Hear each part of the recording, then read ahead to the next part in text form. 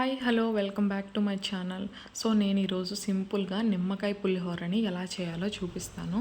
First ఒక నిమ్మకాయని తీసుకొని 2 ముక్కలుగా కట్ చేసుకొని రసం సపరేట్ చేసి పక్కన ఉంచుకోవాలి.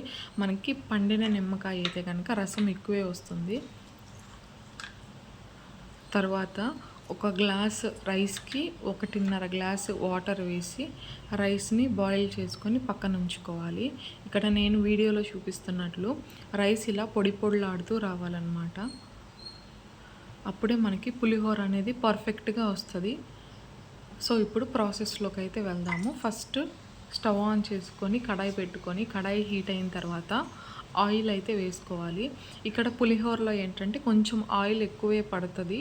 ఆయిల్ ఎక్కువే ఉంటే కొంచెం పులిహోర అనేది టేస్ట్ బాగుంటుంది అన్నమాట. ఆయిల్ వేసుకొని ఆయిల్ బాగా హీట్ అయిన తర్వాత అరకప్పు పల్లీలు అయితే వేసుకోవాలి. పల్లీలు వేసుకొని వాటిని బాగా వేయించుకోవాలన్నమాట. పల్లీలు అనేది పర్ఫెక్ట్గా ఫ్రై అవ్వాలి. ఎందుకంటే మనకి తినేటప్పుడు పచ్చి పచ్చిగా తగిలితే టేస్ట్ అంత బాగోదు. సో పల్లీలు అనేది బాగా ఫ్రై చేసుకోవాలి.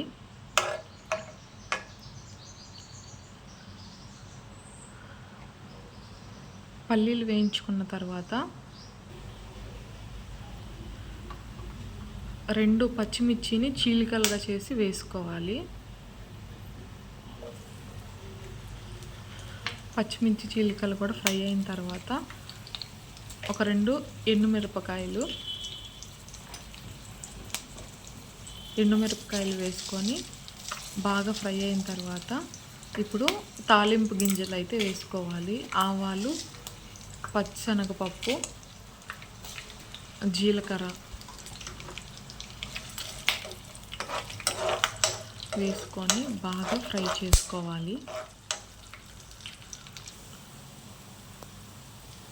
మనకి మెయిన్ ఇక్కడ పల్లీలేనమాట. పల్లీలు బాగా ఫ్రై అయితేనే మనకి పులిహోర అనేది టేస్ట్గా వస్తుంది. ఎందుకంటే తినేటప్పుడు ఎక్కువ మనకి పల్లీలే తగులుతాయి కాబట్టి సో అవి బాగా ఫ్రై చేసుకోవాలి.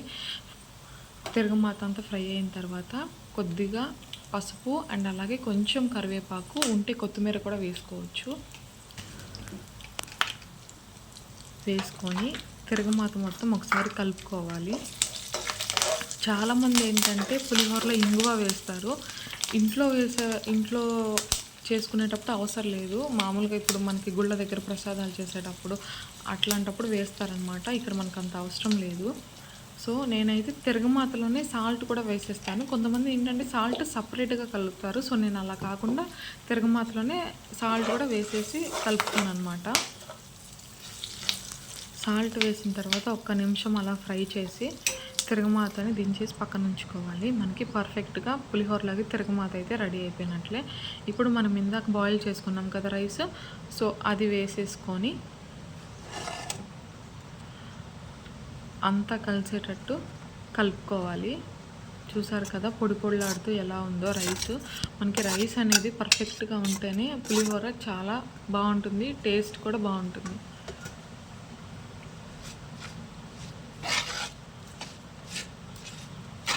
సో రైస్ వేసుకొని తిరగమాత అంతా కలిసేలాగా కలుపుకోవాలి. అండ్ ఇందాక మనం సపరేట్ చేసి పెట్టుకున్నాం కదా నిమ్మకాయ రసం, అది కూడా వేసుకొని అంతా కలుపుకొని 1 నిమిషం అలా ఫ్యాన్ కింద ఆరబెడితే మనకి పర్ఫెక్ట్గా నిమ్మకాయ పులిహోర అయితే రెడీ అయిపోతుంది. చాలామంది ఏంటంటే నిమ్మకాయ వేసేటప్పుడు కొంచెం వేడిగా ఉన్నప్పుడే వేస్తారు. నిమ్మకాయ వేడిగా ఉన్నప్పుడు వేస్తే చేదు వస్తుంది అన్నమాట. నిమ్మరసం అనేది రైస్ వేడిగా ఉన్నప్పుడు అసలు వేయకూడదు. రైస్ పూర్తిగా చల్లారిన తర్వాతే నిమ్మరసం వేయాలి. అప్పుడే మనకి టేస్ట్ బాగుంటుంది. లేకపోతే వేడిగా ఉన్నప్పుడు వేస్తే ఏంటంటే చేదు వస్తుంది అన్నమాట.